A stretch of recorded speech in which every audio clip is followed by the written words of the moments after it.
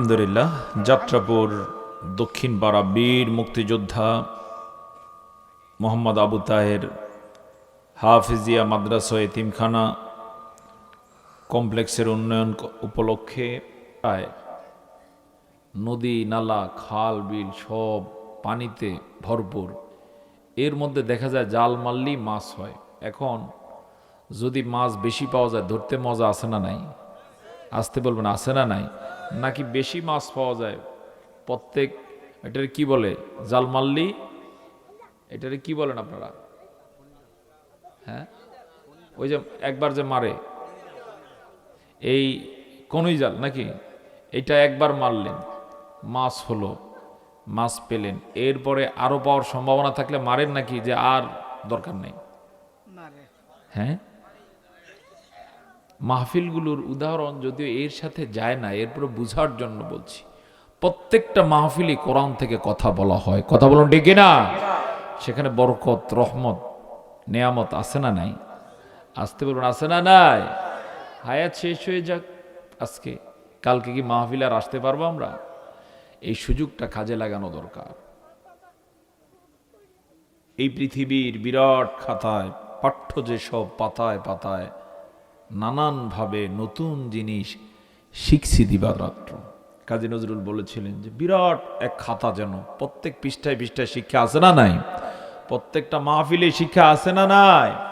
অন্তত একটা আয়াতের একটা শব্দেরও যদি কিছু জানা যায় আমাদের নাজাতের উসিলা হয়ে যাবে। আর জ্ঞানের কোনো সীমানা নাই, জানার কোনো শেষ নাই। জানার আগ পর্যন্ত মনে হয় যেন আমরা অনেক জানি, কিন্তু যখন নতুন কোনো বিষয় জানি তখন বোঝা যায় আগে কি ছিলাম? হ্যাঁ, অজ্ঞ ছিলাম। আর জানলে মানুষের মর্যাদা বাড়ে না কমে? আসতে বলবেন না, বাড়ে না কমে? ব্যক্তি কল্পনাও করতে পারেন আল্লাহ তাআলা মর্যাদা কোথায় নিয়ে যায়। জোরে বলুন সুবহানাল্লাহ। এই জন্য মাহফিল তার মানে হচ্ছে ওয়াদাটা খেলাফ করছে। ওয়াদা খেলাফ করা ইমানদারের লক্ষণ না মুনাফিকের লক্ষণ? তার মানে হচ্ছে গোটা সরকারটাই কি ছিল? মুনাফিক। কেন পারে না? জবাব হলো আল্লাহর কোরআন ছাড়া কেউ যদি দেশ পরিচালনার চিন্তা করে কোনোদিন পারবে না।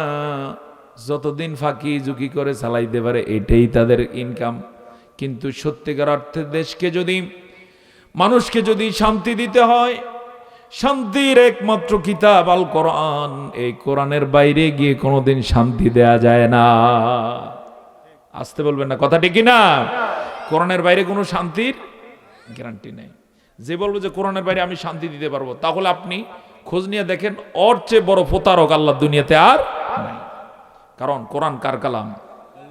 এত আসতে কুমিল্লার মানুষ আপনারা কি দুর্বল হয়ে গেলেন? কোরআন কার কালাম?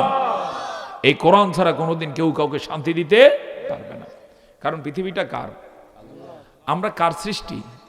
আমাদের যে অর্গানগুলো একবারে চোখ দিয়ে আমরা দেখি, কান দিয়ে শুনি, মাথাটা এইভাবে আছে, শরীরের সব অঙ্গ প্রত্যঙ্গ, এগুলো কার দেয়া? নাকি সরকারের দেয়া স্ট্রাকচার? হ্যাঁ, কার দেয়া? আল্লাহর দেয়া। আমাদের যে রুচি, মন মানসিকতা, চিন্তা, এগুলো কার সৃষ্টি? সুতরাং এই সৃষ্টিকে যদি শান্তি দিতে হয়, তার দেয়া বিধানের বাইরে কোনো সিস্টেম নাই। ওই সিস্টেম দেয়া আছে কোথায়? কোথায় দেয়া আছে? কোরআন। উদাহরণটা এইভাবে দেই, এই যে আমরা যে মোবাইল কিনি, মোবাইল কেনার সময় নতুন মোবাইলের সাথে একটা বই দিয়ে দেওয়া হয়, দেখছেননি কখনো? ওইটার মধ্যে সব বলা আছে, সার্চ কিভাবে দিতে হবে, কোন বাটনে কি আছে, কি অপশন আছে, এটার মেমোরি কত, হ্যাঁ আছে না নাই? এখন কোনো চালাক যদি মনে করে আমি এই সিস্টেমে চালাবো না, আমি কি কম বুঝি নাকি? এরপরে যেটা দিয়ে রিসিভ করতে হবে সে সেটা দিয়ে কল কাটে, যেটা দিয়ে কাটবে সেটা দিয়ে রিসিভ করতে চায়, সম্ভব নেই। হ্যাঁ, লোকেরা তারা কি বলবে? পাগল বলবে। আমাদের এই সমাজে, আমাদের এই রাষ্ট্রে সাংবিধানিকভাবে কেউ যদি মনে করে আমি এই দেশকে শান্তি দিতে চাই, জনগণকে মুক্তি দিতে চাই, শান্তি দিতে চাই, তাহলে অবশ্যই তাকে আসতে হবে কোরআনের কাছে। কোথায় আসতে হবে? আমি জানতে চাই যে সামনে একটা নির্বাচন, কোরআনের কাছে আসছে, কোরআন দিয়ে লোকদেরকে দাওয়াত দিচ্ছে, এরকম অ্যাভেলেবেল আসেনি? আসেনি? নাই। সব দলের নেতারা কোরআন দিয়ে দাওয়াত দিতে পারে না। দাওয়াত দিবে দূরের কথা, কোরআন ঠিক মতো পড়তেও পারে না। অবশ্যই এরকম নেতা আপনাদের এই অঞ্চলে নাই? আছে? যদি এমন কেউ এই সিদ্ধান্ত নিয়ে থাকেন, আমি এই সমাজকে শান্তির পথে আনতে চাই, মানুষগুলোর জন্য আমার দায়বদ্ধতা আছে, আমি মানুষকে শান্তি মুক্তি নাজাত দিতে চাই, আমার জনতা যেন সুখে শান্তিতে বসবাস করতে পারে, তাহলে ওই জাতীয় নেতাদেরকে বলে যাব, আসো কোরআনের কাছে, কোরআন দিয়ে মানুষকে ডাকো, নিজ কোরআন অনুযায়ী আমল করো, ওই সমাজকেও কোরআন দিয়ে চালাও, শান্তি অবশ্যই আসবে কার পক্ষ থেকে? শুধু শান্তি নয়, আল্লাহ তাআলা আসমান জমিনের বরকতের সব দরজা খুলে দিবেন। সুবহানাল্লাহ। আল্লাহ তাআলা সে কথাটা কোরআনুল কারীমে এভাবে বলেছেন, ওয়ালাউ আন্না আহলাল কুরা আমানু ওয়াত্তাকাউ লাফাতাহনা আলাইহিম বারাকাতিম মিনাস সামাই ওয়াল আরদ। জবান ছেড়ে বলুন সুবহানাল্লাহ। আল্লাহ তাআলার ভাষ্য শুনুন, তিনি বলছেন, জনপদের অধিবাসীরা যদি আমার উপরে ঈমান আনতো, আমানু ওয়াত্তাকাও, এবং আমাকে যদি তারা ভয় করত, তাকওয়া অবলম্বন করত, তাহলে আমি তাদের জন্য আসমান এবং জমিনের বরকতের সবগুলো দরজা খুলে দিতাম। সুবহানাল্লাহ। বরকত দেন কে? জবান ছাড়ুন, চিৎকার করে বলুন কে? রিজিক দেন কে? ইজ্জত দেন কে? বেশি বাড়াবাড়ি করলে বেইজ্জত করেন কে? আল্লাহ। তিনি বরকতের সব দরজা খুলে দিতেন, কিন্তু আমরা জাতি হিসেবে সেই ঈমান এবং তাকওয়ার পরিচয় দিতে পারি না। আমার বন্ধুগণ, কোরআন ছাড়া আল্লাহর নবীও সফল হতে পারেন নাই। চিৎকার করে বলুন সুবহানাল্লাহ। একটু ব্যতিক্রমী কথা বলে যাই, নবীজিও কোরআন ছাড়া সফল হতে পারেন নাই। বলতে পারেন কিভাবে? জবাব হলো, নবীজি যখন জেনজির মতো 17 বছর বয়স, টকবগে তরুণ যুবক, নবীজি সেই সময়ে দেখলেন মক্কায় মারামারি চলে, চুরি ডাকাতি ছিনতাই জুলুম বাড়াবাড়ি বিভিন্ন ধরনের অন্যায় অপকর্ম ভয়াবহ আকার ধারণ করেছে। নবীজির তরুণ মনে প্রশ্ন দেখা দিল, কেন এমনটা হয়? এক পর্যায়ে মক্কায় নবীজির বয়সী যারা ছিলেন তাদেরকে নিয়ে নবীজি বসলেন, সবাই সিদ্ধান্ত গ্রহণ করলেন যে আমরা যদি এক থেকেই এই অন্যায়কে রুখে দাঁড়ানোর জন্য চেষ্টা করি তাহলে সম্ভব। এজন্য নবীজি একটা সংগঠনও করলেন, এটার নাম কি? হিলফুল ফুদুল। আরবিতে বলা হয় হালফুল ফুদুল। হালফুন শব্দের অর্থ হচ্ছে শপথ, ফুদুল অর্থ হচ্ছে জ্ঞানী গুণী যারা, তাদের শপথ। তারা শপথবদ্ধ হয়েছে এই সমাজ থেকে আমরা অন্যায় দূর করব, শান্তি স্থাপন করব, চুরি ডাকাতি আমরা রুখে দেব, ইত্যাদি ইত্যাদি। কিন্তু আমি জানতে চাই, নবুয়তের আগে নবীজি পারছেন? পারেন নাই। খুব চেষ্টা করেছেন, প্রায় 23 বছর পর্যন্ত নবীজি চেষ্টা করে ব্যর্থ করলেন, পারলেন না। ব্যর্থতার কারণে এক পর্যায়ে নবীজি গিয়ে এবার রিসার্চ করা শুরু করলেন, ধ্যান করলেন। কোন পাহাড়ে? কোন পাহাড়ে? হেরা পাহাড়ে, জাবালুন নূরে। এই বসত ছেলেরা, কোন পাহাড়? জাবালুন নূর। আমার বন্ধুগণ, জাবালুন নূরে পবিত্র রমাদান মাসে যেবারে জিবরাইল আলাইহিস সালাম কোরআন নিয়ে আসলেন, কোরআন নিয়ে আসার পরে সর্বপ্রথম নবীজিকে বললেন ইকরা। অর্থ কি? ইকরা অর্থ কি? কিন্তু নবীজি বললেন মা আনা বিকরিন, আমি পড়ব না। মা আনা বিকরিন, আমি পাঠক নই। মুহাদ্দিসগণ এই হাদিসের ব্যাখ্যায় বলেছেন, নবীজি কেন এই কথা বললেন? চাইলেই তো পড়তে পারতেন। তারা জবাবে বলেছেন, নবীজি 17 বছর বয়স থেকে 40 বছর পর্যন্ত যেই চেষ্টা সাধনা করেছেন, এর মধ্য দিয়ে প্রমাণ হয়ে গেছে এই জাতিকে সোজা বানানো সহজ না। নবীজি চাচ্ছিলেন এমন কোন ফর্মুলা, এমন কোন নিয়ম কানুন, নবীজিকে এমন কোন ক্ষমতা দেয়া হোক যেগুলো দিয়ে চোরকে থামানো যায়, ডাকাতকে স্টপ করা যায়, চাঁদাবাজদেরকে রুখে দেয়া যায়, অন্যায় অপকর্ম যারা করে তাদেরকে থামিয়ে দেয়া যায়। এজন্যই নবীজি জিবরাইলকে বললেন আমি পড়াশোনা দিয়ে এই বয়সে করব কি? জিবরাইল আলাইহিস সালাম নবীজিকে কয়বার জড়ায়া ধরলেন? 3 বার।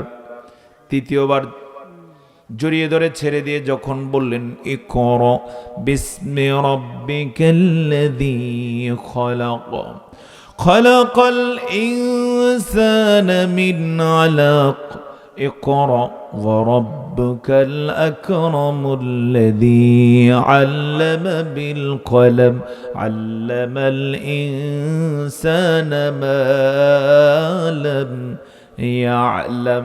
সাথে সাথে নবীজিও পড়লেন। জোরে বলুন সুবহানাল্লাহ। নবীজিকে জড়িয়ে ধরার পরে তৃতীয়বার ছেড়ে দিয়ে বলার পরে কেন পড়লেন? জবাব হলো নবীজি বুঝতে পারলেন আল্লাহর পক্ষ থেকে যে কোরআন এসেছে, কোনো মতে কোরআন নিয়ে যদি নবীজি পাহাড় থেকে নেমে এসে জাতিকে কোরআন ধরে দিতে পারেন, এই জাতি অনায়াসে চুরি ছেড়ে দিবে, ডাকাত ভালো হয়ে যাবে, ছিনতাইকারী ছিনতাইয়ের অপকর্ম ছেড়ে দিবে, ধর্ষক তওবা করবে, যারা জুলুম করে জুলুম থেকে ফিরে আসবে, মানুষগুলো যখন আল্লাহকে ভালোবাসবে, মানুষগুলো যখন আল্লাহর প্রতি ঈমান আনবে এবং তাকে ভয় করবে, যে মানুষ আজকে দুর্নীতি করে সেই মানুষটাই পৃথিবীর বুকে সেরা মানুষ হয়ে যাবে, কারণ সে আর দুর্নীতি তখন করবে না। নবীজি বুঝে শুনে কোরআন নিয়ে নেমে এলেন হেরা পাহাড় থেকে। আমি জানতে চাই কোরআন নিয়ে আসার পরে নবীজি হায়াত পাইছেন কত বছর? কত বছর? 23 বছর। 17 থেকে 40, এখানেও 23। আবার নবুয়ত পেয়েছেন 40 বর্ষে। 40 বছর থেকে নবীদের মৃত্যু পর্যন্ত ওখানেও কত বছর? আগের 23 বছরের সফল নাকি পরের 23 বছরে? কথা বলুন, আগে নাকি পরে? আগে কোরআন ছিল নাকি পরের কোরআন ছিল? পরে কোরআন থাকার কারণে নবীজি সফল হয়ে গেলেন। জোরে বলুন সুবহানাল্লাহ। শুধু সফল নয়, আজকের ইতিহাস নবীজি সম্পর্কে মন্তব্য করতে বাধ্য। He is the greatest turning point in the history of world. পৃথিবীর ইতিহাসের তিনি হচ্ছেন সবচেয়ে সেরা, সেরাদের সেরা মহান বীর মুহাম্মদুর রাসূলুল্লাহ সাল্লাল্লাহু আলাইহি ওয়াসাল্লাম। যেমন তিনি রাজনীতিবিদ হিসেবে, সমরবিদ হিসেবে, তেমন তিনি অর্থনীতিবিদ হিসেবে, তিনি চিকিৎসক হিসেবে, সেরা বক্তা হিসেবে, নবী হিসেবে, রসুল হিসেবে, বাবা হিসেবে, নানা হিসেবে, স্বামী হিসেবে, ব্যবসায়ী হিসেবে, যেই দিক বিবেচনায় আমরা নবীজিকে মূল্যায়ন করি সেই দিক বিবেচনায় তিনি সেরা হয়ে গেছেন। আল্লাহ তাআলা এক পর্যায়ে নবীজির বিষয়ে বলেছেন, লাকাদ কানা লাকুম ফি রাসূলিল্লাহি উসওয়াতুন হাসানাহ। তোমাদের জন্য অবশ্যই অবশ্যই রাসূলের জীবনীতে রয়েছে সর্বোত্তম আদর্শ, বিশেষ করে লিমান কানা ইয়ারজুল্লাহ ওয়াল ইয়াউমাল আখির ওয়া যাকারাল্লাহা কাসীরা। সবাই কান খড়া করে শুনুন। নবীজিকে নেতা আদর্শ মানেন তারা, 1 নম্বরে লিমান কানা ইয়ারজুল্লাহ, যারা আখিরাতের জন্য, ইয়ারজুল্লাহ বিশেষ করে সব কিছু করেন তারা আল্লাহর কাছে পাওয়ার জন্য। জোরে বলুন না সুবহানাল্লাহ। এই যে কষ্ট করে মাহফিলে আসছি, শোনো সবাই, এই যুবকেরা, তরুণরা, তোমরা স্পেশালি শোনো, মাহফিলে যে আসছি কষ্ট করে শীতের মধ্যে, এটা কার কাছে পাবো? এটার পুরস্কার আছে কার কাছে? নাকি মিস পুরস্কার? মিস আছে? মিস নাই। কার কাছে পাবো? ওয়াল ইয়াউমাল আখির, যাদের আশা আছে আখিরাতে, এই জন্য নিরলসভাবে ভালো কাজগুলো করে যায়। এই যে মাদ্রাসা, মসজিদ, ইয়েতিমখানা, এগুলোর কল্যাণের জন্য যারা কাজ করে যায়, মানুষকে যারা দিনের পথে ডেকে যায়, কোনোদিন কারো কাছে যারা কিছুই চাবে না, মানুষও তাদেরকে কোনোদিন হয়তো মূল্যায়ন করবে না, এরপরও তারা করে যাবে ভালো কাজ। টার্গেট কি? টার্গেট হলো তারা আখিরাতে চায়। আমরা কোথায় চাই? আসতে বলবো না, কোথায় চাই? আখিরাতে আল্লাহ আমাদেরকে দিবেন নাকি দিবেন না, এটা কেউ পারুক আর না পারুক, নবীজিকে যারা আদর্শ মানে তারা কোথায় চায়? আখিরাতে। নবীজিকে আদর্শ মানেন তারা 3 নম্বরে ওয়াযাকারাল্লাহা কাসীরা, যারা বেশি বেশি আল্লাহকে জিকির করে, আল্লাহকে স্মরণ করে। সুবহানাল্লাহ বলবো না? আমাদের সবচেয়ে কাছের কে? আমাদের সবচেয়ে কাছে আছেন কে? কত কাছে জানেন? বলেন তো কতটুকু কাছে? হ্যাঁ হ্যাঁ, কোরআনের আয়াত, অনাহনু আকরাবু ইলাইহি মিন হাবলিল ওয়ারিদ। তোমাদের যে শাহরগ, এই যে এগুলো এগুলো এই জাতীয় রগের চেয়ে আল্লাহ আমাদের আরো কাছে। সুবহানাল্লাহ বলবো না? এতটুকু অনুভূতি যার আছে সে সবচেয়ে বেশি কার জিকির করে? এজন্য শয়নে স্বপনে চলতে ফিরতে উঠতে বসতে জিকির করতে হয় কার? আল্লাহ। মনে মনে জিকির করবেন। যখন একটু সুযোগ পাবো আমরা জিকির করব। কার জিকির করব? আল্লাহর জিকির এত সোজা, বিশেষ করে সবচেয়ে দামি যেই জিকির, লা ইলাহা ইল্লাল্লাহ। চিৎকার করে বলুন তো আমার সাথে, লা ইলাহা ইল্লাল্লাহ। এমন জিকির আপনি জবান জারি রাখতে পারবেন, মুখ বন্ধ থাকলেও জিকির করা যায়। মুখটা বন্ধ রাখেন, এরপরে দেখেন লা ইলাহা ইল্লাল্লাহ জপা যায়। সুবহানাল্লাহ বলবেন না? কেউ দেখবে না, কিন্তু মালিকের সাথে সম্পর্ক আছে না নাই? আল্লাহু আকবার। কত দামি সেই জিকির! নবীজি বলেছেন, কেউ যদি একবার লা ইলাহা ইল্লাল্লাহ বলেন, একবার লা ইলাহা ইল্লাল্লাহ যদি নেকের পাল্লায় দেয়া হয়, এক পাল্লায় লা ইলাহা ইল্লাল্লাহ, আর এক পাল্লায় যদি পৃথিবী সমান কিছু দেয়া হয়, লা ইলাহা ইল্লাল্লাহর পাল্লাটা ভারী হয়ে যায়। সুবহানাল্লাহ। তো আমার বন্ধুগণ, নবীজিকে আদর্শ মানেন তারা 3 নম্বরে যারা সবচেয়ে বেশি কার জিকির করবেন? আল্লাহর জিকির করবেন। তাহলে এখানে একটা সামারি আপনাদেরকে টেনে দিয়ে যায়। নবীজিকে আদর্শ তারাই মানতে পারেন, নবীজিকে আদর্শ তারাই যুগে যুগে মেনে যাবেন। এই 3টা কাজ যারা করবেন, 1 নম্বরে যত ভালো কাজ করবেন তারা করবেন কার জন্য করবেন? 2 নম্বরে আখিরাতের প্রতি তাদের ইয়াকিন থাকবে। 3 নম্বরে তারা বেশি বেশি কার জিকির করবে। সুবহানাল্লাহ। তো বলতেছিলাম, তাকওয়ার 2 নম্বরের পরিচয় হলো কোরআন অনুযায়ী কি করতে হবে? আমল করতে হবে। আমি আপনাদের কাছে আবেদন রেখে যাই, এখন থেকে আমরা কোরআন অনুযায়ী আমল করব। রাজি আছি কিনা ইনশাআল্লাহ? কোরআনের বিপক্ষে আর আমাদের অবস্থান হবে না। জোরে বলি ইনশাআল্লাহ। এবং বড় আফসোসের সাথে আমরা যেই বাংলাদেশ দেখেছি 71 থেকে পর্যন্ত, আগামীতে আর এই আফসোস রাখতে চাই না। কোরআন দিয়ে যারা সমাজ চালাবে, দেশ চালাবে, আমরা তাদের সাথে আছি।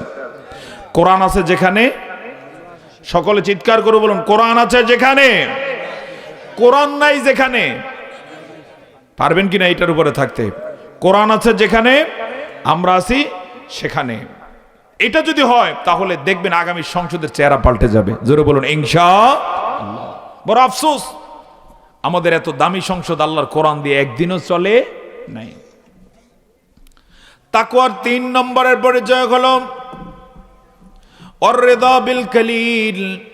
মাশাআল্লাহ, কেমন আছেন? অল্পে তুষ্টি। নবী করিম সাল্লাল্লাহু আলাইহি ওয়াসাল্লাম তাকওয়ার 3 নম্বরের পরিচয় দিচ্ছেন, অল্পে কি তুষ্টি। মুত্তাকির 3 নম্বরের পরিচয় হবে অল্পে তারা তুষ্ট থাকবে। আমি জানতে চাই, বর্তমানে আমরা অল্পে তুষ্ট না বেশি চাই? বিশেষ করে এই জগতে হায় সেই বেশি চায় যার আছে ভুরি ভুরি। কবি বলেন, রাজার হস্ত করিল সকল কাঙ্গালের ধন চুরি। যেই রাজা হয় সেই কাঙ্গালের ধন চুরি করে, এরকম ঘটনা আমাদের দেশে আছে না নাই? বিশেষ করে যারা রাজনীতিকে পেশা হিসেবে নেয়, এরা বেশিরভাগ হচ্ছে আমাদের ভোট নিয়ে লাইসেন্সধারী চোর। অল্প নাকি বিস্তর? ব্যাপক। যাকি দেখবেন যে তার পেশা হচ্ছে কি রাজনীতি, বুঝতে হবে সে আপনার সম্পদ চুরি করে কি। ইত্তাকুল্লাহ, আল্লাহকে ভয় করো। আল্লাহকে যারা ভয় করেন তাদের 4টা পরিচয় আছে। 1 নম্বরে হলো আল খাউফু মিনাল জালিল। তারা সব সময় মহা সম্মানিতকে ভয় করে চলেন। যেখানেই যান তিনি সামনে কাকে দেখতে পান? আমরা যেখানেই যাই কে আছেন আমাদের সাথে? কোরআন আল্লাহ বলেছেন, যখন তুমি একা থাকো 2য় জন আমি থাকি, যখন তোমরা 2 জন থাকো 3য় জন কে, যখন 3 জন থাকে 4র্থ জন কে। এখানে আমরা যে কয়জন আছি এরপরে আরেকজন আছেন, তিনি কে? এই জন্য ইমানদাররা কখনো ভয় পায় না, কারণ সে জানে আমার সাথে কে আছেন। এত আস্তে কুমিল্লার মানুষ বলুন, আমাদের সাথে কে আছেন? সুবহানাল্লাহ। নবীজি হুনাইনের যুদ্ধে শুনতেছেন আপনারা, হুনাইনের যুদ্ধের দিনে কাফের ছিল ওই যুদ্ধে বেশি তুলনামূলক, মুসলমান ছিল একটু কম। সেই যুদ্ধে নব ইসলাম গ্রহণকারী প্রায় ২৫০০ মুসলমান ছিল, নতুন ইসলাম গ্রহণ করছে। তাহলে মুসলিম ছিলেন ১০,০০০, নও মুসলিম ছিলেন ২৫০০, মোট কত হয়? প্রায় ১২,৫০০। নতুন যারা ইসলাম গ্রহণ করছে এদের ভাবটা এমন ছিল যে নতুন ইসলাম গ্রহণ করছি, দেখিয়ে দেবো কাফেরদেরকে এবার। এবং তাদের মনে মনে একটা ভাব ছিল যে মুসলমানরা যখন সংখ্যায় কম ছিল আমরা পারতাম না, আর আজকে মুসলমানদের সংখ্যা তুলনামূলক বেশি, কাফেররা তো আজকে ময়দানে খাড়াইতেই পারবে না, টিকতেই পারবে না। এই মানসিকতা নিয়ে হুনাইনের যুদ্ধে মুসলমানরা এলেন। তাহলে নব মুসলিম, নতুন মুসলিম কত হাজার? ২৫০০। এই মানসিকতার কারণে আল্লাহ তাআলা নাখোশ হয়ে গেলেন। কোরআনে আল্লাহ জানিয়েছেন, ওয়াদাকাত আলাইহিমুল আরদু বিমা রাহুবাত, পৃথিবীটা প্রশস্ত হওয়ার পরেও ওদের কাছে সংকীর্ণ করে দেয়া হলো। জোরে বলুন নাউজুবিল্লাহ। কাফেররা হঠাৎ করে অ্যাটাক করে বসছে। এখন যারা মনে করছে যে আজকে ময়দানে কাফেরদেরকে খাড়াইতেই দিবে না, উল্টা তারা পালানো শুরু করছে। পরিস্থিতিটা নরমাল না ভয়াবহ? মুসলমানরা পালানো শুরু করছে কোন যুদ্ধে? হুনাইনের যুদ্ধে। মনে রাখবেন এগুলো। কোন যুদ্ধ?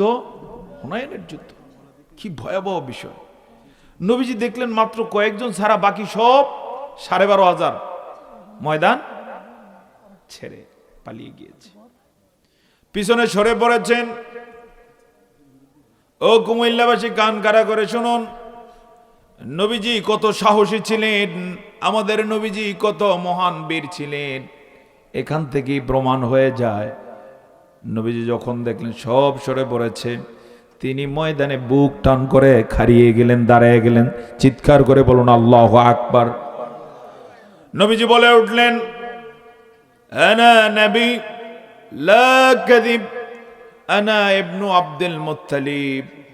ও কাফেররা শুনে নেই, আমি নবী, আমি কোনো মিথ্যাবাদী নবী নয়। আমি আব্দুল মুত্তালিব বংশের সন্তান, আমি কোনো কাফির বংশের পালিয়ে যাওয়া সন্তান নয়। চিৎকার করে বলুন না আল্লাহু আকবার। এখানে আমাদের জন্য শক্তি প্রেরণা আছে না নাই? আসতে বলবেন আছে না নাই? নবীজি বুক টান করে কি ময়দানে দাঁড়িয়ে গেলেন। অবস্থা কেমন হলো এরপরে? নবীজি যখন এই হুঙ্কার দিলেন একা দাঁড়িয়ে, নবীজির এই হুঙ্কার শুনতে পেলেন নবীজির চাচা হযরতে আব্বাস রাদিয়াল্লাহু তাআলা আনহু। তিনি বলে উঠলেন, ও ভাতিজা ভয় পেও না, অসুবিধা নাই, আমি আছি সাথে। চিৎকার করে বলুন সুবহানাল্লাহ। নবীজি বললেন, চাচা বদরের যেই সাথীরা ছিল, সাহাবীরা ছিল, তাদেরকে বলুন তারা যেন সামনে আগায়, নতুনগুলো ভাগতে পারে, কারণ ওদের ইমানের মধ্যে এখনো কি আছে? দুর্বলতা আছে। তিনি দরাজ কণ্ঠে ঘোষণা দিলেন, আল্লাহর পয়গম্বর বলেছেন আপনারা যারা বদরের যুদ্ধ ছিলেন সামনে এগিয়ে আসুন। বলতে না বলতে দেখা গেল তারা বীর বিক্রমে সামনে এগিয়ে এসেছে। আবার বলা হলো উহুদের যারা ছিলেন তাদেরকে সামনে আসতে বলুন, তারা আসলো। এরপরে দেখা গেল যারা নতুন ইসলাম গ্রহণ করছে এরাও বুঝতে পারলো যে আসলে কাজটা ঠিক করি নাই, আমরা যে অহংকার করছি, অহংকার পতনের মূল। আসতে বলুন অহংকার কি? পতনের মূল। অহংকার যদি কোনো মুসলমানও করো আল্লাহ তাআলা তাকে ছাড় দেন না। প্রায় সবাই দাঁড়িয়ে গেলেন, যুদ্ধ আবার শুরু হলো। শুরু হতে না হতে এবার দেখা গেল যে কাফেরগুলো পালানো শুরু করছে। পালাতে পালাতে ওরা যা সম্পদ নিয়ে আসছে, অস্ত্র শস্ত্র টাকা পয়সা, ওই যুদ্ধে তারা খুব রমরমা প্রস্তুতি নিয়ে এসেছিল। ইভেন এমনকি সন্তান সন্ততি স্ত্রী সহায় সম্পদ ছাগল ভেড়া উট দুম্বা সব নিয়ে মাঠে আসছে। ওদেরও সিদ্ধান্ত ছিল যে আমাদের টাকা পয়সা ধন দৌলতের লোভে কাফের হওয়ার কারণে অনেকে ময়দান ছেড়ে দিতে পারে পরিস্থিতি ভয়াবহ দেখলে, সুতরাং সব সামনে থাকবে যেন পালাইতে না পারে। কিন্তু তারা মুসলমানদের রুখে দেওয়ার সামনে টিকতে পারল না। এক পর্যায়ে এগুলো রেখে পালানো শুরু করেছে। আল্লাহ তাআলা মুসলমানদেরকে অভাবনীয় বিজয় দিয়ে দিলে। কোন যুদ্ধে? হুনাইনের যুদ্ধে।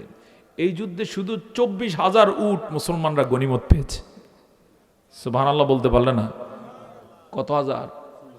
24,000 উট। 24,000 উটের মানে বুঝছেন?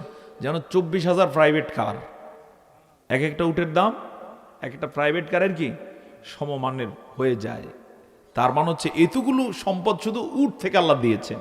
এরপরে ছাগল, ভেড়া, দুম্বা, স্বর্ণ, হীরা, মণিমাণিক্য, অস্ত্র শস্ত্র, যুদ্ধ বন্দী, কোনোটাই ওই যুদ্ধে কম ছিল না। কিন্তু এখানে মূল যেটা, নবীজি কাকে ভয় করেছেন? একমাত্র আসতে বলবো না কাকে? বিনিময়ে আল্লাহ তাআলা বিশাল বিজয় দিয়ে দিলেন। জোরে জোরে বলুন না সুবহানাল্লাহ। তো হযরত আলী রাদিয়াল্লাহু তাআলা আনহু তাকওয়ার পরিচয় দিতে গিয়ে এক নম্বর বলেছেন কাকে ভয় করবেন? আল্লাহকে ভয় করবেন। দুই নম্বর হলো ওয়াল আমালু বিত-তানজিল, যেটা নাজিল করা হয়েছে, তাকওয়াবান যারা, আল্লাহকে ভয় করেন যারা, সেটা অনুযায়ী তারা আমল করেন। আমি জানতে চাই আল্লাহ আমাদের জন্য কি নাজিল করেছেন? সবাই বলুন কি নাজিল করেছেন? আল কোরআন। সুবহানাল্লাহ। তাকওয়াবান যিনি হবেন, ইমানদার যিনি হবেন, মুসলমানের পরিচয় যিনি দিবেন, তাকে অবশ্যই কোরআন অনুযায়ী আমলের দরকার আছে না নাই? এক্ষেত্রে খুব আফসোসের সাথে একটা প্রশ্ন করছি আপনাদেরকে, বলেন তো আমাদের দেশে কোরআন অনুযায়ী রাষ্ট্রীয়ভাবে আমল আসেনি? কবে থেকে নাই? হ্যাঁ, সেই 1971 থেকে আমাদের দেশের জন্ম। 71 থেকে আজ পর্যন্ত রাষ্ট্রীয়ভাবে কোরআন অনুযায়ী একদিনেরও আমল নাই। খুব আনন্দের বিষয় এটা, নাকি? তাহলে এর চেয়ে লজ্জাজনক আর কিছু মুসলমানদের জন্য হতে পারে না। মুসলমানদের দল ছিল, মুসলমানদের এমপি ছিল, মন্ত্রী ছিল, কিন্তু কোরআনের পক্ষে কেউ সংসদে দাঁড়িয়ে কথা বলে নাই। আপনি আমি মনে করেছি বিশাল নেতা বুঝি, কিন্তু কোরআন সুন্নাহর দৃষ্টিতে দেখতে পাই তারা নেতা নয়, তারা হচ্ছে মুনাফিক। তারা কি? এরকম মুনাফিক অবশ্য দেবিদ্বারে ছিল না। আল্লাহর কোরআনের সে খাদেম ঘোষণা দেয়, কোরআনকে ভালোবাসে ঘোষণা দেয়, মুসলমান পরিচয় দেয়, কিন্তু সংসদে দাঁড়ায় কোরআনের পক্ষে কথা বলে না। আছে না নাই? এভাবেই চলছে। অথচ মুত্তাকি যিনি হবেন তার একটা পরিচয় হচ্ছে তিনি কোরআন অনুযায়ী কি করবেন? আমল করবেন। আমার বন্ধুগণ, আমি আরেকটা প্রশ্ন আপনাদেরকে করতে চাই, কোরআন এসেছে তেলাওয়াতের জন্য নাকি আমলের জন্য? আসতে বলবে না তেলাওয়াতের জন্য না আমলের জন্য? আমাদের সমাজে তেলাওয়াত আছে নাকি আমল আছে? হ্যাঁ, শুধু তেলাওয়াত আছে। রমজানে কোরআনের তেলাওয়াত আছে না নাই? আসতে বলবেন না আছে না নাই? অবশ্য তেলাওয়াত কি যে করে সেও বোঝে না, যারা শোনে তারাও বোঝে না। একটা গল্প মনে পড়লো, বলবো? কিভাবে যে তেলাওয়াত করে কোরআন। আমাদের এক মুরব্বী একবার তারাবি নামাজে একটা নতুন মসজিদে গেছে আর কি। তারাবির সময় হয়েছে, মসজিদে ঢুকছে। এখন যেই হাফেজ সাহেব তেলাওয়াত শুরু করছে তার সাথে পাইরে উঠতেছে না। হাফেজ সাহেবরা কিছু কিছু এলাকায় তেলাওয়াত রমজান মাসে একটু জোরে করে না ধীরে ধীরে করে? আপনাদের এলাকায় কি অবস্থা? হ্যাঁ, গতিটা খুব বেশি না? তো মুরব্বী পাইরে উঠতেছে না। 2 রাকাত শেষ হওয়ার পরে ইমাম একটু থাম থাম। সবাই তার দিকে তাকালো, আমি তোর সাথে পাইরে উঠতেছি না, একটু কাসলাটা দিয়ে লই। বুঝছেন কিনা কাসলা? বোঝেন? অর্থাৎ একটু লঙ্গিটা টাইট করে একটু দোকাসলা মেরে লো, এরপরে তোর লগে নামাজ পড়তে হইব। লোকেরা লজ্জা পেলেন। ওই যে জ্ঞানীরে ইশারা করলে বোঝা যায়, ইমাম বুঝা ফেলছে যে তার আঘাতটা কোথায় করা হয়েছে। তার মানে হচ্ছে নামাজে এরকম কোরআনের সাথে বাটফারি চিটারি আছে না নাই? তাড়াহুড়া করে নামাজের মধ্যে কোরআন তেলাওয়াত জায়েজ নাকি না জায়েজ? না জায়েজ। তাড়াতাড়ি করে তেলাওয়াত করা যায় এটা পড়ার জন্য, মুখস্থ করার জন্য, কিন্তু নামাজে এবং বুঝার জন্য কোরআন তেলাওয়াত করতে হয় ধীরে ধীরে নাকি তাড়াতাড়ি? ধীরে ধীরে। আল্লাহ তাআলার ভাষায় ওয়ারাত্তিলিল কোরআনা তারতিলা। তো আমার বন্ধুগণ, তাকওয়ার 2 নম্বরের পরিচয় হলো কোরআন অনুযায়ী কি করতে হবে? আমল করতে হবে। যতদিন পর্যন্ত আমাদের জাতি কোরআন অনুযায়ী আমল করবে না, ততদিন এই সমাজে শান্তি আসবে না। যত শান্তির কথাই বলা হোক না কেন, যেমন এই যে সরকার পালাইছে, 15.5 বছর দেশ চালাইছে, ক্ষমতা আসার আগে বলছিল 10 টাকা চাউল খাওয়াবে, বলছে কিনা আপনারা জানেন কিনা? আমরা দেখেছি, স্টেটমেন্ট দেখেছি, 10 টাকায় চাল, বিনা পয়সায় সার। আমি জানতে চাই 15.5 বছরে দিতে পারছে? আপনাদের এলাকায় তো দিতেও পারে। হোক, বেশি হোক, আমরা চাই নাকি চাই না? চেষ্টা করবেন এই মাহফিলগুলোকে বরণ করে নেওয়ার জন্য। এভাবেই এই মাহফিল তো আর সারা বছর চলবে না। বর্ষা মৌসুমে এখানেও হয়তো পানি থাকে, কি পানি থাকে নাকি থাকে না? সম্ভব না শেষ হবার মাহফিল। আবার আমাদের দেশে মাহফিল হয় নভেম্বর, ডিসেম্বর, জানুয়ারি, সর্বোচ্চ কোন মাস? ফেব্রুয়ারি। বাকি 8-9 মাসে কোনো মাহফিলের সুযোগ হয় না। এজন্য চেষ্টা করবেন মাহফিলকে বরণ করে নিয়ে আগে থেকে প্রস্তুতি গ্রহণমূলক এসে শ্রবণ করে এখান থেকে কিছু জানার জন্য। পারবো কিনা ইনশাআল্লাহ? আল্লাহ কবুল করুন, সকলে বলে আল্লাহুম্মা আমিন। সম্মানিত হাজিরিন, আমরা মূল আলোচনায় মনোযোগী হব ইনশাআল্লাহ। আমি আপনাদের খেদমতে মহাগ্রন্থ আল কোরআনুল কারীমের 33 নম্বর সূরা, অত্যন্ত তাৎপর্যপূর্ণ একটা সূরা, সূরাতুল আহজাব থেকে 2টো আয়াত তেলাওয়াত করেছি। কোরআনুল কারীমের এই সূরায় আয়াত আছে 73টি, তেলাওয়াত করছি মাত্র কয়টা? 2টা। আবার কোরআনুল কারীমে হাজার হাজার আয়াত আছে, সেই সংখ্যা 6236। এর থেকে তেলাওয়াত করছি মাত্র কয় আয়াত? 2 আয়াত। আল্লাহ তাআলা যদি তৌফিক দেন, মোনাজাতের আগে 2টা আয়াত থেকে সংক্ষেপে কিছু কথা বলে যেতে চাই। সকলে বলে নেই ইনশাআল্লাহ। আপনারা শুনবেন তো? তাহলে আমার সাথে দোয়া পড়ুন, রব্বি ইশরাহ লি সাদরি ওয়া ইয়াসসির লি আমরি ওয়াহলুল উকদাতাম মিন লিসানি ইয়াফকাহু কওলি। আমরা যে মুহূর্তে, যে সময়টাতে এই ময়দানে বসা, আমাদের জীবনে যত সময় ব্যয় করেছি তার মাঝে এই সময়টার দাম বেশি। সুবহানাল্লাহ বলুন। কেন? আমরা কোরআন শোনার জন্য বসেছি, কোরআনের আলোচনা শোনার জন্য বসেছি। নবী করিম সাল্লাল্লাহু আলাইহি ওয়াসাল্লাম এই জাতীয় মজলিসের গুরুত্ব বুঝাতে গিয়ে বলেছেন, কেউ যদি কোনো দ্বীনি মজলিসে এই নিয়ত করে বসেন, আমি দ্বীনি কোনো কথা শুনবো অথবা শোনাবো, আল্লাহ তাআলা ব্যক্তির এই নিয়তকে এত পছন্দ করেন, ওই মজলিসে বসার সাথে সাথে তাদেরকে একটা করে কবুল হজ আর উমরার সওয়াব দিয়ে দেয়। সুবহানাল্লাহ। তার মানে হচ্ছে আমরা সবাই কিন্তু একটা করে কবুল হজ আর উমরার সওয়াব কি পেয়ে গেছি। এটা ডান। জোরে জোরে বলুন সুবহানাল্লাহ, আরো জোরে বলুন সুবহানাল্লাহ। নবী করিম সাল্লাল্লাহু আলাইহি ওয়াসাল্লাম আরো বলেছেন, আল্লাহ তাআলার কোন গোলাম যদি কোন মজলিসে বসেন, ইয়াতলুনা কিতাবাল্লাহি ওয়া ইয়াতাদারাসুনাহু বাইনাহুম ইল্লা নাযালাত আলাইহিমুস সাকিনাহ ওয়া গাশিয়াতহুমুর রাহমাহ ওয়া হাফফাতহুমুল মালায়েকা ওয়া যাকারাহুমুল্লাহু ফী মান ইনদাহু ওয়া মান বাত্তাআ বিহি আমালুহু লাম ইউসরি বিহি নাসাবুহু। চিৎকার করে বলুন সুবহানাল্লাহ।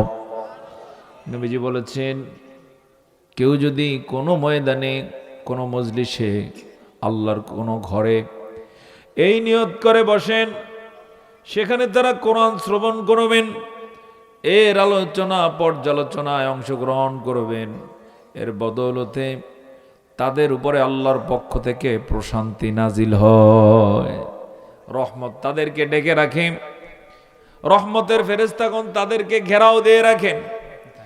আসমানে আল্লাহ সুবহানাহু ওয়া তাআলা তাদেরকে নিয়ে আরশে আজিমে আলোচনা পর্যালোচনা শুরু করে দেন। জোরে বলুন সুবহানাল্লাহ। আচ্ছা,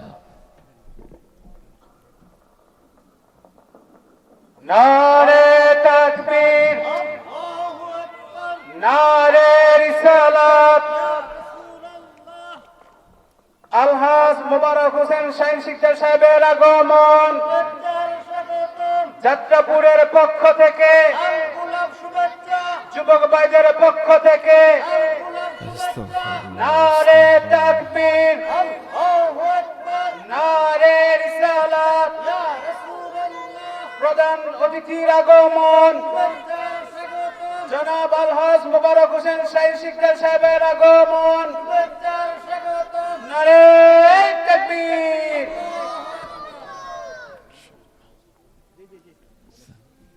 ভালো আছে।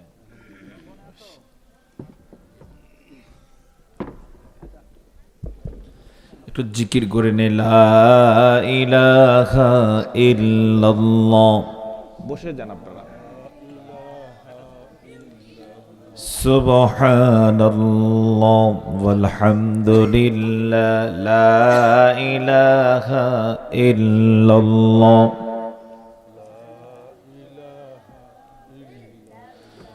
সুবহানাল্লাহ ওয়ালহামদুলিল্লাহ, লা ইলাহা ইল্লাল্লাহ, লা ইলাহা ইল্লাল্লাহ মুহাম্মাদুর রাসূলুল্লাহ সাল্লাল্লাহু আলাইহি ওয়াসাল্লাম। নবী করিম সাল্লাল্লাহু আলাইহি ওয়াসাল্লাম আরো বলেন, এই জাতীয় মজলিসে যারা আসে তাদেরকে নিয়ে আল্লাহ তাআলা আরশে আজিমে আলোচনা করেন। আমরা যারা এখানে বসছি, হতে পারে যে বিলের মাঝে অজপাড়া গায়ে একটা মাহফিল, হতে পারে আমাদের সামাজিক কোনো পরিচিতিও নাই।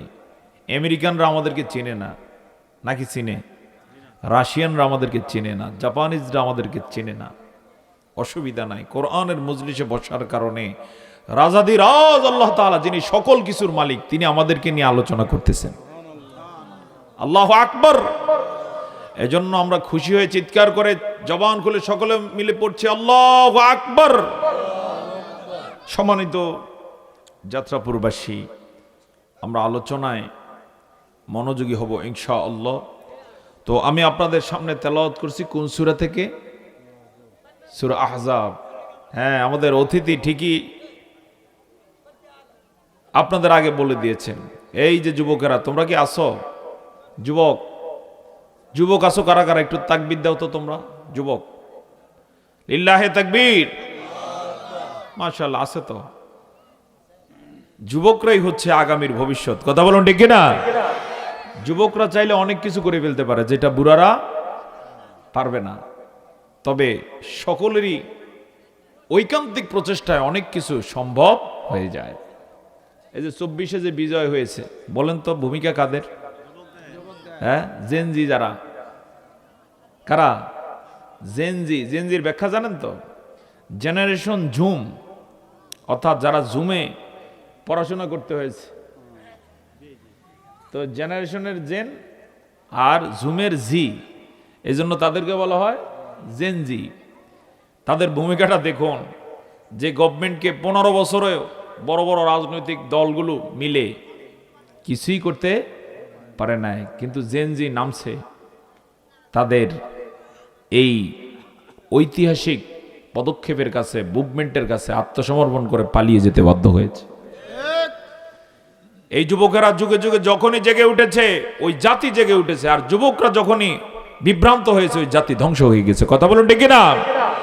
আমরা আল্লাহ তাআলার কাছে দোয়া করব, রব্বুল আলামিন আমাদের জাতির যুবকদেরকে তুমি ইসলামের খাদেম বানিয়ে দাও। আগামীর বাংলাদেশ বিনির্মাণে যুবকরা যেন ভূমিকা রাখতে পারে, সেই তৌফিক দিয়ে দাও। ইতোমধ্যে যুবকরা যে ভূমিকা রাখবে তার প্রমাণ বিশ্ববিদ্যালয়গুলোতে হয়ে গেছে। কথা বলুন ঠিক কিনা? সর্বশেষ যোগসুতেও এটা দেখা গিয়েছে, এবং নতুন করে এই জাতিকে যেন পথ দেখালো। আলহামদুলিল্লাহ বলবো না? যুবকেরা ইসলামের দিকে না ইসলামের বিপক্ষে? এটা লক্ষণ ভালো নাকি ভালো নয়? আপনারা যারা ঢাকায় যাতায়াত করেন আপনারা জানেন যে ঢাকা বিশ্ববিদ্যালয়ের চেহারা এই অল্প কয়েকদিনে চেঞ্জ করে দিয়েছে। আলহামদুলিল্লাহ বলবো না? যুবকরা শাহাদাতের তামান্না লালন করছে, এর মধ্য দিয়ে বোঝা যাচ্ছে এই জাতি সামনে ভালো কিছু পাবে। পাবে না ইনশাআল্লাহ? আল্লাহ তাআলা সেভাবে এই জাতিকে সঠিক পথে পরিচালনার জন্য যুবকদেরকে সঠিক পথে পরিচালিত করুন। সকলে বলে আল্লাহুম্মা আমিন। সম্মানিত হাজিরিন, আমরা মূল আলোচনায় মনোযোগী হব ইনশাআল্লাহ। আমি যে দুটো আয়াত তেলাওয়াত করেছি, প্রথম আয়াতে আল্লাহ সুবহানাহু ওয়া তাআলা ঈমানদারদেরকে লক্ষ্য করে বক্তব্য দিয়েছেন। কোরআনে বহু জাতিকে, বহু শ্রেণী পেশার মানুষকে উদ্দেশ্য করে বক্তব্য আছে না নাই? আমি যেখান থেকে তেলাওয়াত করেছি সেখানের বক্তব্যটা স্পেশালি ঈমানদারদেরকে উদ্দেশ্য করে। আল্লাহ তাআলা বক্তব্য দিয়েছেন এভাবে, ইয়া আইয়ুহাল্লাযীনা আমানুত্তাকুল্লাহ ওয়া কুলু কওলান সাদীদা يصلح لكم أعمالكم ويغفر لكم ذنوبكم ومن يطع الله ورسوله فقد فاز فوزا عظيما الله أكبر। তিনি ঈমানদারদেরকে উদ্দেশ্য করে বক্তব্যে গুরুত্বপূর্ণ দুটো বিষয় নিয়ে এসেছেন। খুব খেয়াল করে শুনুন এবং আলোচনা দীর্ঘ করা লাগবে না, সংক্ষেপেই বুঝে আসবে ইনশাআল্লাহ। ঈমানদারদেরকে লক্ষ্য করে প্রথম বক্তব্য দিয়েছেন এভাবে, ইত্তাকুল্লাহ, তোমরা আল্লাহকে ভয় করো। কাকে? আসতে বলবেন না, কাকে? যাদের আল্লাহর ভয় থাকে তারা কোনো অপথে, কুপথে, অন্যায় পথে আর চলতে পারে না। তারা সরল সঠিক পথে চলে। কারণ কার ভয় আছে তার মনের মধ্যে? আসতে বলবো না, কার ভয়? যাদের হৃদয়ে আছে আল্লাহর ভয় তারা কভু পথ ভুলে যায় না। আল্লাহর প্রেম ছাড়া এই দুনিয়ায় কারো কাছে কোনো কিছু চায় না। সুবহানাল্লাহ। কেন চায় না? তারা কাকে ভয় করেন? একটু জবান ছেড়ে বলুন, কাকে ভয় করেন? আল্লাহকে ভয় করেন। তারা আল্লাহর উপরে নির্ভর করেন। আল্লাহর উপরে নির্ভরতার কারণে, তাকে ভয় করে চলার কারণে আল্লাহ তাআলা তাদের জামিনদার হয়ে যান। দুনিয়ার কোনো শক্তি তাদের কোনো ক্ষতি করতে পারে না। নবী করিম সাল্লাল্লাহু আলাইহি ওয়াসাল্লাম হিজরতের রাতে কাফেরদের অত্যাচারের মুখে সর্বশেষ যখন তারা সিদ্ধান্ত নিয়েছে নবীজিকে মেরে ফেলবে, নবীজিকে হত্যা করার চক্রান্তে যখন নবীজির বাসা ঘেরাও দিল, আল্লাহ তাআলা নবীজিকে অনুমতি দিলেন, এবার তুমি হিজরত করো। নবীজি রাতের বেলা বের হয়ে গেলেন। কাফেররা নবীজির বাসা ঘেরাও দিয়ে রাখছিল। নবীজি ঘেরাও ভেদ করে বের হয়ে গেলেন। বের করে দিলেন কে? নিরাপত্তার ব্যবস্থা করলেন কে? ওদের ঘেরাও ভেঙে দিলেন। বের হওয়ার সময় নবীজি হাতে এক মুষ্টি বালি নিয়ে ছেড়ে দিলেন। ওরা নবীজিকে পাকড়াও করার জন্য হাতে হাতে শিকলের মতো বেঁধে দাঁড়ায় আছে। বালি যখন মেরে দিলেন, আল্লাহ তাআলা সবার চোখে চোখে পৌঁছে দিলে। এখন চোখে যদি বালি পড়ে কেমন হয়? হ্যাঁ, আর ধরে রাখার শক্তি আসেনি? শক্তি কি? শেষ হয়ে গেল। চোখ মোছামুছি যখন শুরু, কে কোথায় দাঁড়ায় আছে কোনো খবরও রাখতে পারলো না। নবীজি এর মাঝে দিয়ে নিরাপদে বের হয়ে গেলে। সুবহানাল্লাহ। বের হয়ে গিয়ে উঠলেন নবীজি গারে সাওরে, সাওর পাহাড়ে। এদিক দিয়ে ওদের চোখ যখন স্বাভাবিক হলো, নবীজিকে চেক করে দেখে নবীজি আর বাসায় নাই, পার হয়ে গেছেন। পাগলের মতো ছুটলো। আবু জাহেলরা ঘোষণা দিল মুহাম্মদকে যে জেতা অথবা মরা ধরে দিতে পারবে, জ্যান্ত অথবা মৃত নবীজিকে এনে দিতে পারলে 100 লাল উট পুরস্কার দেয়া হবে। জোরে বলুন নাউজুবিল্লাহ। এই উটের আশায় মক্কার যত কাফের ছিল, যুবক ছিল, নবীজিকে পাগলের মতো খোঁজা শুরু করলো। কোথাও তারা পেল না। কেউ কেউ কয়েক ঘন্টার ব্যবধানে মদিনা পর্যন্ত পৌঁছে গেল, কিন্তু নবীজিকে পেল না। এদিক দিয়ে সূর্য যখন উপরে উঠেছে, স্পষ্ট সব দিগন্ত দেখা যাচ্ছে। হযরতে আবু বকর দেখতে পেলেন মক্কার কয়েকজন কাফের হাতে খোলা তরবারি সহকারে ওই গাড়ে সর পাহাড়ের কাছে চলে এসেছে। আবু বকর দেখতে পাচ্ছেন ওরা যদি এখন নিচের দিকে তাকায়, নবীজি সহকারে আবু বকরকে দেখে ফেলবে। দেখার মানে হচ্ছে বিপদ আছে না নাই? আসতে বলবেন না, আছে না নাই? নরমাল বিপদ নাকি ভয়াবহ? নবী করিম সাল্লাল্লাহু আলাইহি ওয়াসাল্লাম শান্ত, কিন্তু আবু বকর হু হু করে কেঁদে উঠলেন, বললেন ইয়া রাসূলুল্লাহ, আমরা ধরা খেয়ে গেলাম। এখনই যদি আমাদের দিকে তাকায়, আমি ওদের পা গুলো দেখতে পাচ্ছি, এখন যদি আমাদের দিকে তাকায় আমরা ধরা খেয়ে যাব।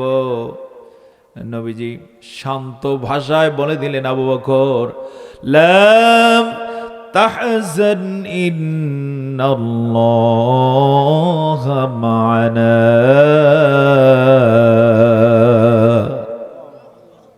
চিন্তা করো না, আল্লাহ আমাদের সাথে আছে। জবান ছেড়ে বলুন সুবহানাল্লাহ, বলুন আল্লাহ আমাদের সাথে আছেন। নবীজির এই কথাকে আল্লাহ এত পছন্দ করলেন, কোরআনের সূরা তাওবা নাজিল করে নবীজির এই কথাটাকে আল্লাহ কোট করে দিলেন, কিয়ামত পর্যন্ত যেন সব ঈমানদাররা এই ঘোষণাটা পড়তে পারে, শুনতে পায়। আমাদের সাথে আছেন কে? আমরা ভয় করব কাকে? এক আল্লাহ ছাড়া আমরা দুনিয়ার কাউকে ভয় করি না। কাফেররা নিচের দিকে তাকানো প্রয়োজন মনে করে নাই, গুরগুর করে এই তাড়াহুড়া করে খুঁজা নেমে গেল। আল্লাহ তাআলা নবীজিকে নিরাপত্তা দিয়ে দিলেন। নবীজি যাওয়ার সময় শুধু আবু বকরকে সাথে নিলেন, কিন্তু যেদিন তিনি মদিনা থেকে মক্কায় ঢুকলেন, ওদিন তার সাথে সাহাবী হলো 10,000। আসতে বলবো না কত হাজার? এজন্য ইসলামকে কখনো দাবায় রাখা চায় না। যত আঘাত করা হয় তত কি শক্তি বাড়ে না কমে? আসতে বলবো না, বাড়ে না কমে? এর মধ্য দিয়ে বিশ্ববাসীকে আমরা জানিয়ে রাখতে চাই, বাংলাদেশের ইসলামকে তোমরা দমায় রাখতে পারবা না। যত আঘাত করবা তত কি বাড়বে। গত 15.5 বছরে যারা ইসলামকে আঘাত করতে চেষ্টা করেছে, বিশেষ করে ইসলামকে দমিয়ে দেওয়ার জন্য জামাত ইসলামীকে তারা প্রথমে বেছে নিয়েছে।